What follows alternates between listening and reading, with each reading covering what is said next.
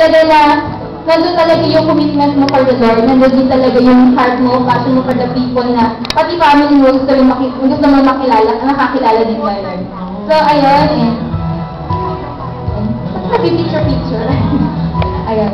So, ayan na, so, sabihin ko lang sana na before, I was an ordinary person, pero ngayon hindi na ako ordinary, extraordinary ako dahil kay Lord. Wow naman, kay Ann. So, narinig naman natin yung testimony ni kay Ann. And I know naman yung lahat tayo na blessed dito sa life niya. And right now, kay Ann, may papakilala tayo. Papakilala? Alam mo ba, lagi na lang tayo nagpapakilala. May papakilala ulit tayo. So guys, kung natandaan nyo last week, ang usapan natin is about sa naligaw, ikaw ligaw. Diba? Eh, tayo na patungo, saan yung destination mo right now, may taong naligaw. Dati? Oo, literal talaga naligaw siya, hinanap niyang masagana. Hinanap niya talaga tayo? Oo, kasi hindi niya alam kung saan ang masagana. Talagang naghanap siya sa lahat ng lugar, kahabaan ng Top Avenue. Parang makapunta lang dito sa Wildstand.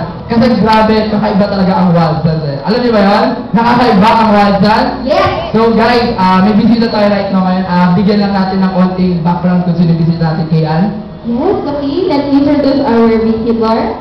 Familiar ba kayo sa PDA? Pinahidin ng Academy? Yes? Kilala niyo po sila yung isang... Wala ba silang TV? Nakikita ko talaga tayo sa kapitbahay natin. So, naalala niyo ba kung sino yung dreamer na sinabi nila? Yung isang dreamer. Delightful dreamer ng PDA. Season 2. Do you know him? Yes na, yes. Sino ba yung siya? Siya yung kumanta ng alam ng... Sopa. Sopa! Kilala nyo? Kilala nyo? Kasi na nakakilala ka sa kumanta ng Sopa. Sopa!